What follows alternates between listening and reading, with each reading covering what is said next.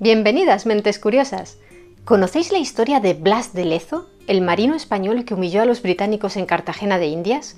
Ser manco, cojo y tuerto no le supuso ningún obstáculo.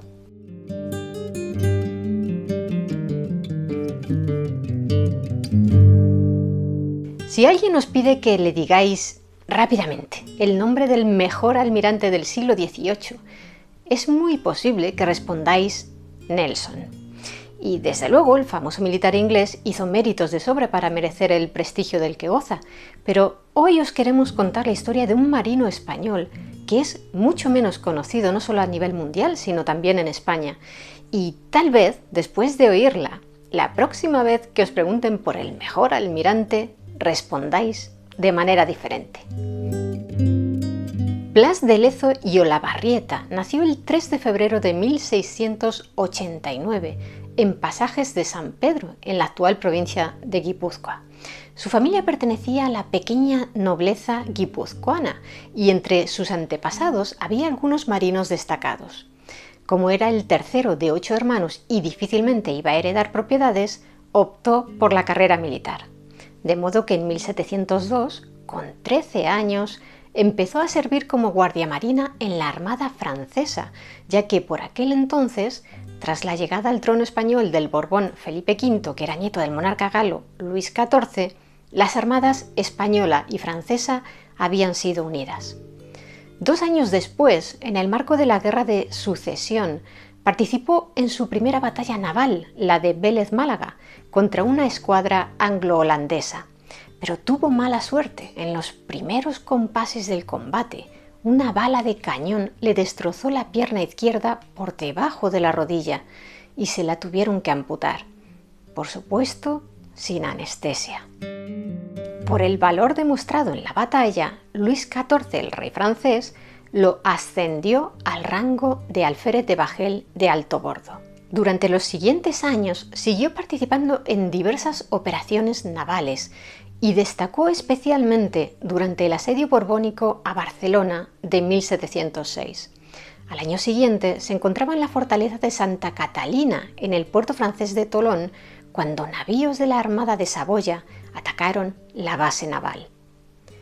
Uno de los cañonazos que impactaron en el fuerte arrancó una esquirla que hirió a Blas de Lezo en el ojo izquierdo, dejándolo tuerto. Cuando se recuperó de la herida, lo destinaron al puerto de Rochefort, donde fue ascendido a teniente de bajel de guardacosta y en 1710 a capitán de fragata. Ese mismo año combatió con su fragata contra el navío inglés Stanhope y pese a que este era más grande y poseía una mayor potencia de fuego, Lezo logró abordarlo y capturarlo. Cuando en 1712 la Armada Española se independizó de la francesa, Blas de Lezo fue ascendido a capitán de navío. Al mando del Campanella contribuyó al bloqueo naval y bombardeo de Barcelona durante el asedio de 1714 y durante aquella misión una bala de mosquete le inutilizó el antebrazo derecho de por vida. Con solo 25 años, Blas de Lezo ya era cojo, manco y tuerto, y los marineros vascos que servían a sus órdenes lo apodaron Anca Mots, que significa pata de palo en euskera. Pero también se había forjado una sólida reputación como marino y era muy respetado por ello. Un par de años más tarde fue enviado a América como escolta de los galeones españoles y a su regreso, en 1720, lo nombraron capitán del buque Nuestra Señora del Pilar y lo integraron en una escuadra hispano-francesa que partió hacia las costas de Perú con la misión de combatir a los corsarios y piratas que operaban en aquellas aguas. Al cabo de 3 años de patrullas en condiciones de navegación muy duras, el general al mando de la escuadra del Mar del Sur, llamado Bartolomé de Urdinso, tuvo que solicitar el retiro por enfermedad y de ese modo Blas de Lezo, que era el lugarteniente de Urdinso, fue nombrado general de la escuadra. Acababa de cumplir 34 años. En cuanto estuvo al mando, reorganizó y modernizó la escuadra. En 1725 sus barcos toparon con una escuadra de 5 barcos corsarios neerlandeses que los superaban en número total de cañones, pero Lezo entabló combate y tras desarbolar el palo mayor del Vlissingen, la nave capitana de los corsarios, logró capturarla. Aquello hizo que los otros 4 barcos enemigos huyeran y Lezo fue recibido en el puerto de Callao como un héroe. Pocos meses después, el 5 de mayo, se casó con la hija de un rico comerciante criollo, llamada Josefa Pacheco de Bustos, a quien conoció en Lima. El matrimonio tuvo un total de 7 hijos. Además de su triunfo sobre los corsarios neerlandeses, Blas de Lezo también derrotó a 6 barcos ingleses, pero aquellas victorias no le bastaron para convencer al virrey del Perú, José de Armendáriz, de que no desmantelara parte de la escuadra para ahorrar gastos. Enfadado por la situación y cansado por los muchos años de campaña en el mar, Lezo pidió que lo licenciaran. También existe la teoría de que fue por aquel entonces cuando perdió la visión en un ojo y no durante la Guerra de Sucesión, como generalmente se cree, y que fue ese el motivo principal por el que solicitó el retiro. En cualquier caso, el secretario de la Marina, José Patiño, no estaba dispuesto a perder a uno de sus mejores marinos y le hizo regresar a Cádiz para nombrarlo jefe de la escuadra del Mediterráneo. La Real Hacienda Española tenía depositados en los bancos de la República de Génova 2 millones de pesos, pero los genoveses se negaban a devolverlos. Así que Patiño envió a Lezo al mando de 6 buques para cobrar la deuda.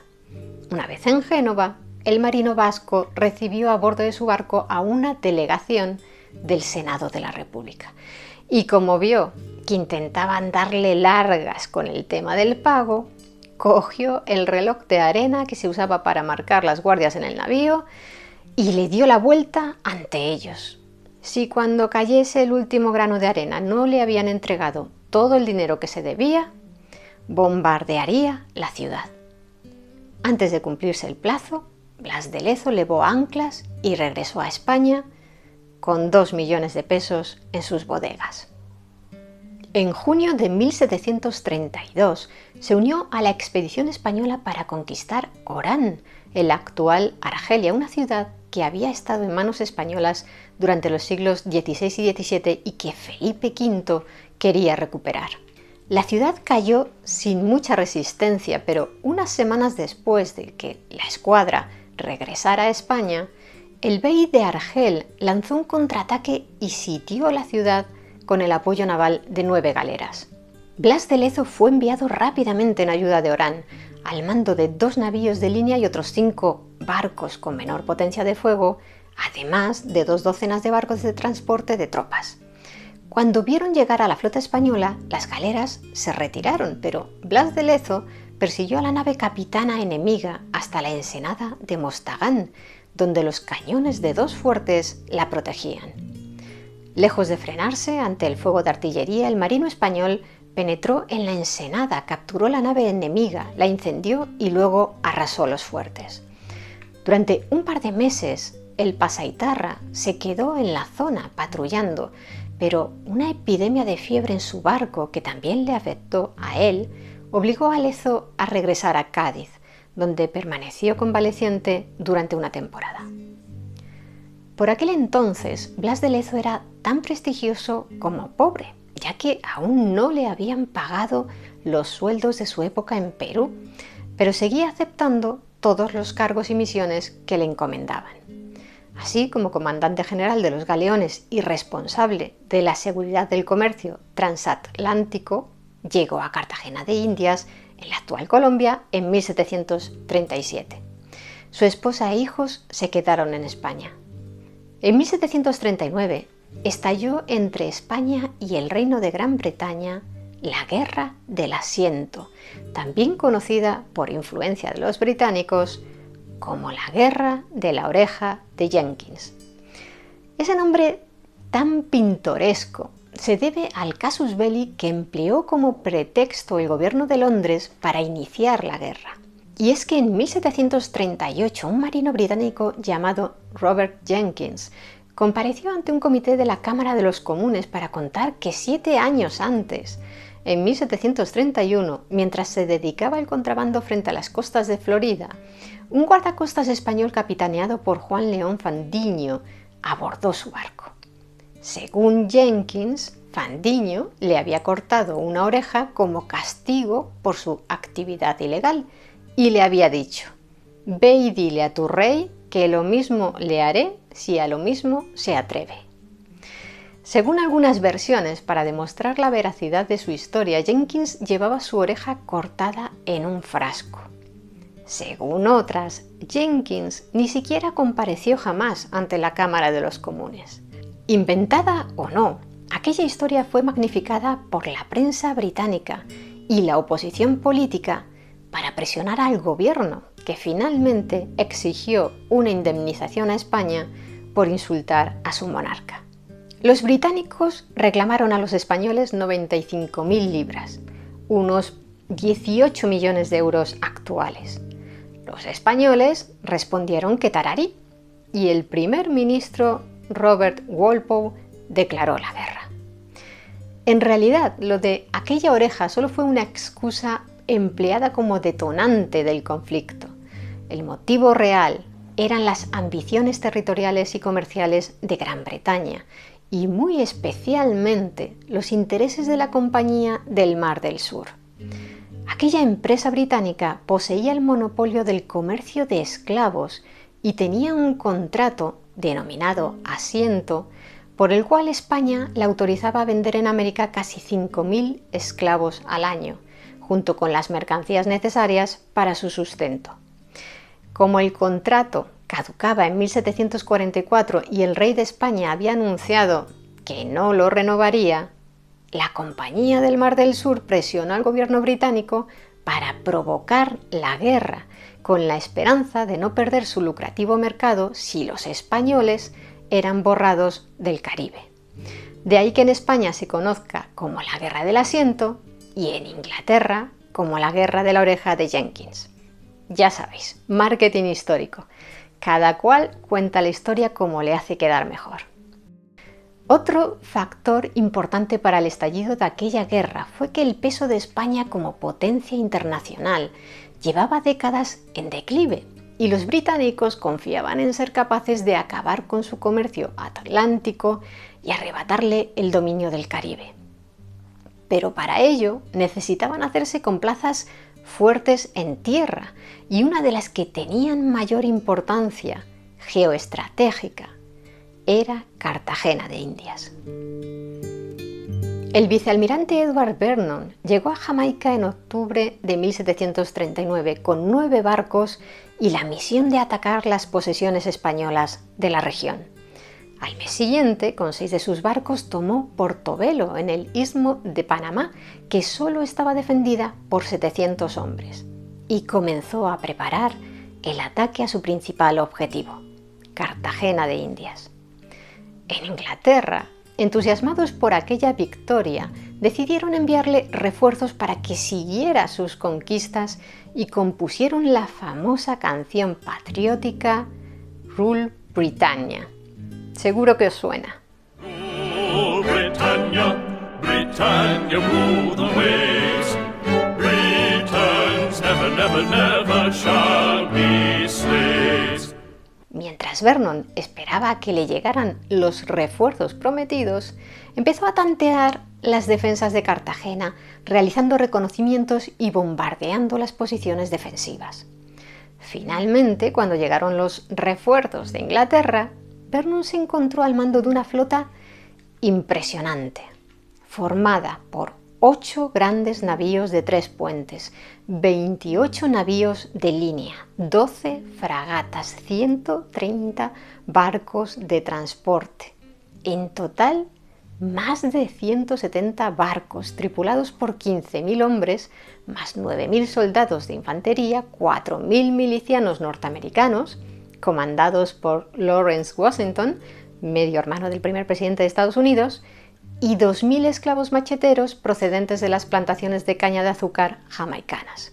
Es decir, un ejército de unos 31.000 efectivos que además disponía de artillería de asedio. A mediados de marzo de 1741, aquella gran flota fondeó junto a la costa de Cartagena, lista para atacar la ciudad. ¿Y qué había hecho Blas de Lezo mientras tanto? Recordemos que llegó a Cartagena de Indias 4 años antes, en 1737. Por aquel entonces el estado de las defensas de la ciudad era lamentable, así que dedicó todas sus energías a reconstruir los fuertes y las murallas, participando en los trabajos como cualquier soldado raso. A finales de 1739, después de conquistar Portobelo, Vernon le escribió una carta a Lezo en la que presumía de lo bien que trataba a los prisioneros, a pesar de que estos no lo merecían. Lezo le envió una carta de respuesta en la que, entre otras cosas, le decía: «Puedo asegurarle a vuestra excelencia que si yo me hubiera hallado en Portobelo, se lo habría impedido, y si las cosas hubieran ido a mi satisfacción, habría ido también a buscarlo a cualquier otra parte, persuadiéndome de que el ánimo que faltó a los de Portobelo me hubiera sobrado para contener su cobardía». En marzo del año siguiente, Vernon dirigió uno de sus pequeños ataques exploratorios contra Cartagena de Indias y en mayo realizó un segundo ataque. Lezo repelió a ambos. Entre medias, en abril, llegó a la ciudad el nuevo virrey de Nueva Granada, Sebastián de Eslava. Lezo le informó de la situación de las defensas, de los escasos soldados de los que disponían para defender la ciudad y de la inminencia de un gran ataque británico. Pero Eslava consideró que Lezo se equivocaba y que aquellos pequeños ataques de Vernon habían sido realizados solo para despistar sobre su verdadero objetivo, que seguramente sería La Habana. Así que cuando en el mes de octubre llegó a Cartagena una escuadra española para reforzar sus defensas, Eslava la envió a Cuba. Debido a aquella mala decisión, cuando la gran flota de Vernon apareció ante Cartagena de Indias, Blas de Lezo solo disponía de unos 3.600 hombres y 6 navíos de línea para protegerla: el Galicia, el San Carlos, el África, el Dragón, el San Felipe y el Conquistador. Además, Eslava decidió tomar personalmente el mando de la defensa, lo que mantuvo a Lezo subordinado a sus decisiones militares. Había 2 accesos a la bahía de Cartagena de Indias. Uno era a través de Boca Grande, pero los españoles lo habían cerrado con una escollera, así que el único navegable era el más estrecho, a través de la ensenada de Boca Chica, que estaba defendido por el fuerte de San Luis, en cuyo interior había 500 soldados comandados por el coronel de ingenieros Carlos Desnaus.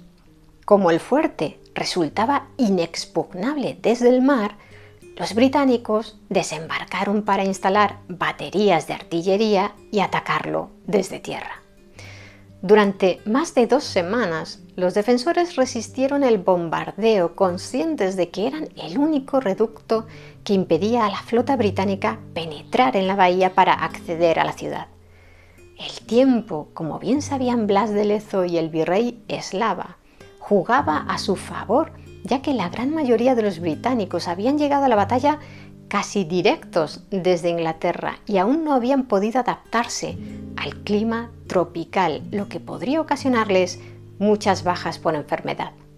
Los barcos de Lezo permanecían en el interior de la bahía y el 4 de abril, mientras se encontraba reunido con el virrey a bordo del Galicia, una bala de cañón inglesa destrozó la mesa sobre la que se apoyaban. Las astillas le causaron a Lezo diversas heridas en una mano y en el muslo de su pierna sana. Aún así, siguió coordinando la defensa de San Luis hasta que fue inminente su caída en manos de los ingleses y se dio la orden de que los defensores supervivientes abandonaran el fuerte tras recibir unos 10.000 cañonazos y 5.000 bombas.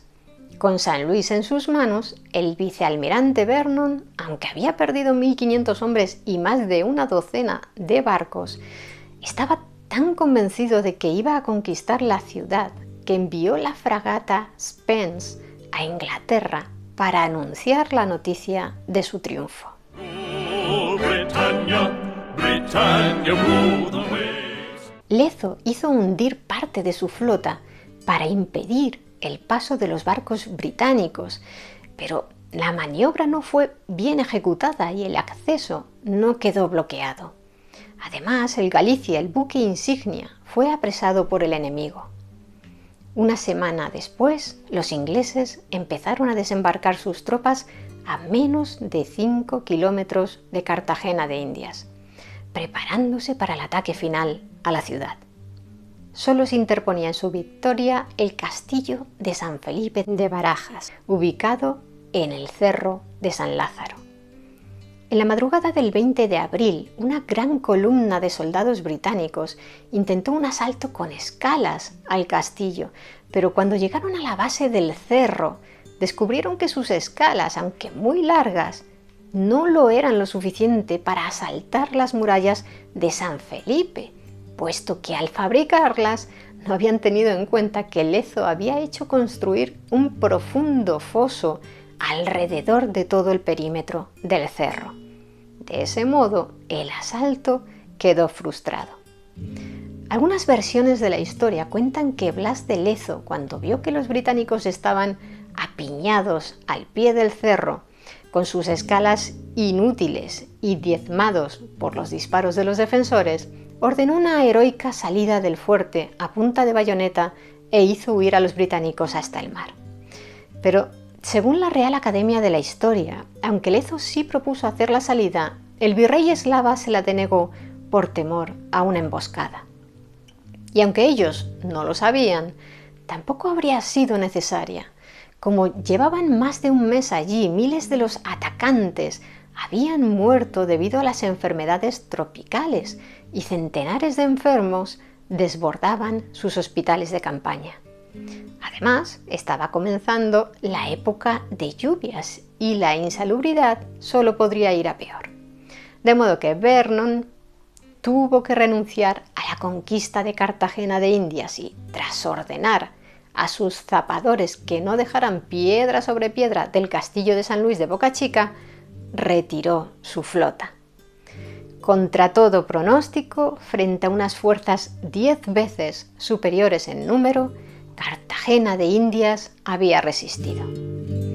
Al año siguiente, después de un fallido ataque contra Santiago de Cuba, Vernon regresó a Inglaterra, donde por culpa de aquella fragata que él mismo había enviado para dar la noticia prematura de su triunfo, se habían acuñado varios modelos diferentes de medallas conmemorativas de su conquista de Cartagena, con mensajes como: los héroes británicos tomaron Cartagena el 1 de abril de 1741.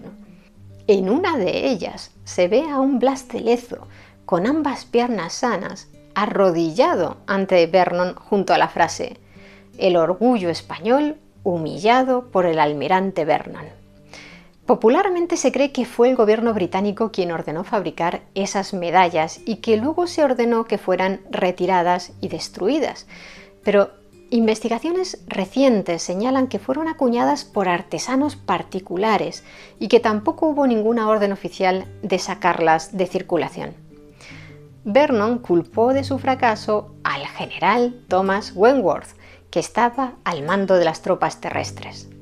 De hecho, en el monumento en honor de Vernon que un sobrino suyo hizo instalar en la abadía de Westminster, se lee: y en Cartagena conquistó hasta donde la fuerza naval pudo llevar la victoria. Oh, Britannia, Britannia, rule the waves. ¿Y qué fue de Blas de Lezo? ¿Lo premiaron como a un héroe? Pues no. A consecuencia de sus constantes y agrios enfrentamientos con el virrey, este escribió a Felipe V pidiéndole que castigase al marino, y el rey lo destituyó el 21 de octubre de 1741, ordenándole que regresara a España. Pero Lezo nunca cumplió aquella última orden. Un mes y medio antes, el 7 de septiembre, había fallecido.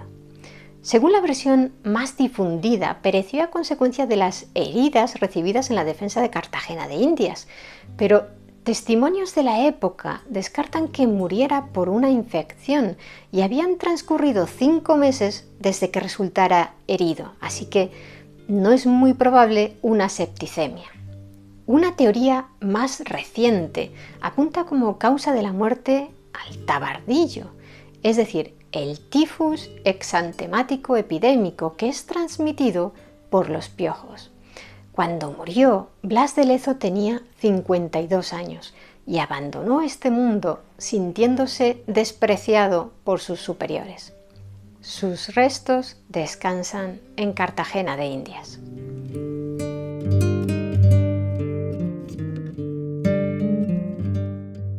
¿Y vosotros, qué opináis de la historia de Blas de Lezo? Me gustaría que nos lo contarais abajo en los comentarios. Y si queréis conocer más historias interesantes, suscribíos a nuestro canal. Muchas gracias por estar ahí, mentes curiosas. Nos vemos en el siguiente vídeo.